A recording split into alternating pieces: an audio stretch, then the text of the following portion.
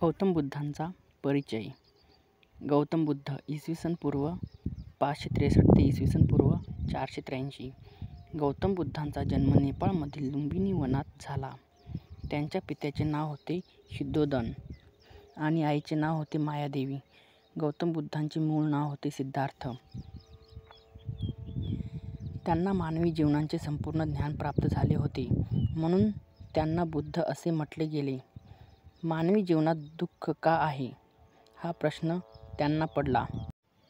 त्याचे उत्तर शोधण्यासाठी त्यांनी घरादाराचा त्याग केला. एका वैशाख पौर्णिमेला बिहारमधील गया शहरापासून जवळच असलेल्या उरुवेला या ठिकाणी एका पिंपळाच्या झाडाखाली ते ध्यानस्थ बसले होते. त्यावेळी त्यांना बोधी प्राप्त झाली. बोधी म्हणजे सर्वोच्च ज्ञान. त्या पिंपळाच्या वृक्षाला आता बोधिवृक्ष असे म्हणतात. तसेच उरुवेला या स्थानाला बोधगया असे म्हणतात. त्यांनी त्यांचे पहिले प्रवचन वाराणसीजवळ सारनाथ येथे दिले. या प्रवचनात त्यांनी जो उपदेश केला त्यास धम्म असे म्हटले जाते.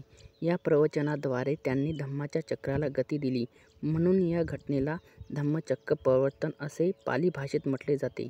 संस्कृतमध्ये त्याला धर्मचक्र प्रवर्तन असे म्हटले जाते. नंतरच्या काळात त्यांनी धम्माचा उपदेश करण्यासाठी सुमारे 45 वर्ष चारिका केली. चारिका म्हणजे पायी फिरणे. त्यांनी आपला उपदेश पाली या भाषेत केला. बौद्ध धम्मामध्ये बुद्ध, धम्म आणि संघ यांना शरण जाण्याची संकल्पना महत्त्वाची आहे. या संकल्पनेला त्रिशरण असे म्हणतात. त्यांनी सांगितलेल्या धम्माचे सार पुढीलप्रमाणे आहे. आर्य सत्ये. मानवी जीवनातील सर्व व्यवहारांच्या मुळाशी 4 सत्ये आहेत. त्यांना आर्य सत्ये म्हटलेले आहेत. 1 नंबर दुःख. मानवी जीवनात दुःख असते. 2 नंबर दुःखाचे कारण. दुःखाला कारण असते. 3 नंबर दुःख निवारण. दुःख दूर करता येते. 4 नंबर प्रतिपद. प्रतिपद म्हणजे मार्ग.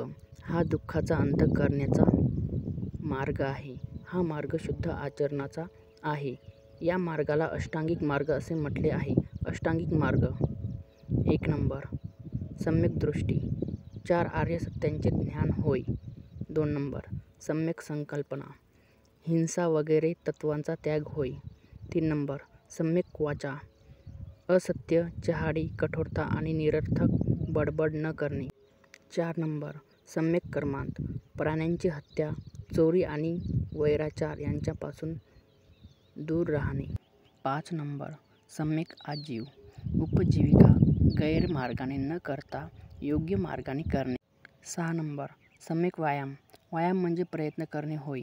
वाईट कर्मे उत्पन्न होऊ नयेत. उत्पन्न झाली असल्यास त्यांचा त्याग करावा. चांगली कर्मे उत्पन्न व्हावीत.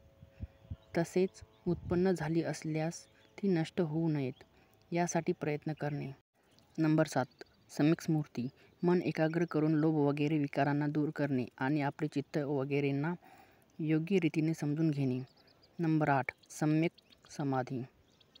चित्त एकाग्र करून ज्ञानाचा अनुभव घेणे. पंचशील. गौतम बुद्धांनी 5 नियमांचे पालन करण्यास सांगितले. या नियमांना पंचशील असे म्हणतात. 1 नंबर प्राण्यांची हत्या करण्यापासून दूर राहणे. 2 नंबर चोरी करण्यापासून दूर राहणे. 3 नंबर अनैतिक आचरणापासून दूर राहणे. 4 नंबर असत्य बोलण्यापासून दूर राहणे. 5 नंबर मादक पदार्थांच्या सेवनापासून दूर राहणे.